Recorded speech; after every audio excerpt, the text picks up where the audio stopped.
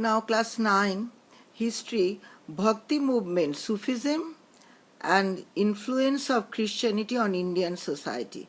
Now chapter 11, the word culture denotes the ideas, customs, beliefs, arts and other intellectual achievements gained and shared by the particular society. When we talk of India's composite culture, we are in a way suggesting that our culture is made up of many elements drawn from several different traditions, classical Hindu traditions and Islamic and Christian thoughts and beliefs.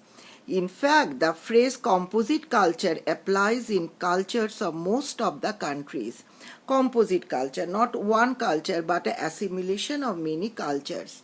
Now, the culture is bound up to get a little mixed up. Culture is a mixed up thing, actually not a single particular thing.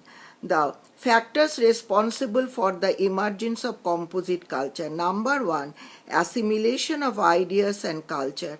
When the Hindus and the Muslim began living together, something new generated from it. Number two, Sufism and the Bhakti movement. The spirit of Sufism, the Sufism is the tolerance, the desire to assimilate each word with one another. Number three, that is number two, then number three, Christian values. According to popular tradition, Saint Thomas came to South India in the 1st century AD. The gospel of Jesus Christ preached by Saint Thomas attracted many people in India. Now, that is, people were attracted by the gospel of Saint Thomas. Impact of composite culture. The architecture, the impact is revealed in architecture, the Hindu ideas of the yoga, the Vishnu and the gods, and the most music, painting everywhere, the Turkish and the Mughal rulers, okay. Sources to reconstruct the religious thoughts and ideas. Now, that is, what are the sources to reconstruct? I told you that every chapter, this is very important. That is the Vizag, compilation of the compositions of Kabir. Then, this is very important, okay? The has 11 sections of parts. The first one is everywhere. One is literature, another is architecture. Guru Granth Sahib, then Adi Granth, Guru Granth Sahib, Adi Granth. Then you go through it. Then Ajmer Sharif Dargah. Okay, all these are very important, okay?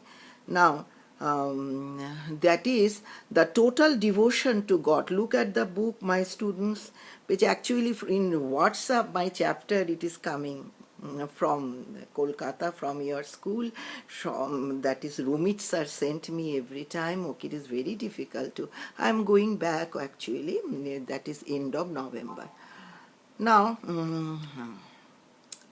so the Bhakti movement, then the Bhakti movement.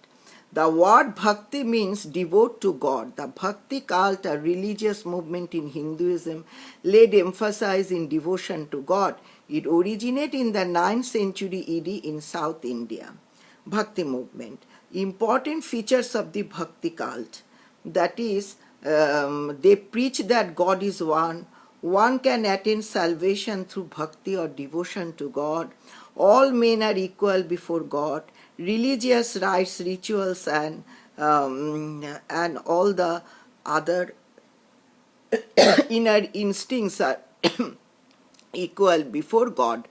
Now, they emphasize the need for a guru to lead a person in realization of the God. Okay. Now, this is in one lecture. Then next day, okay.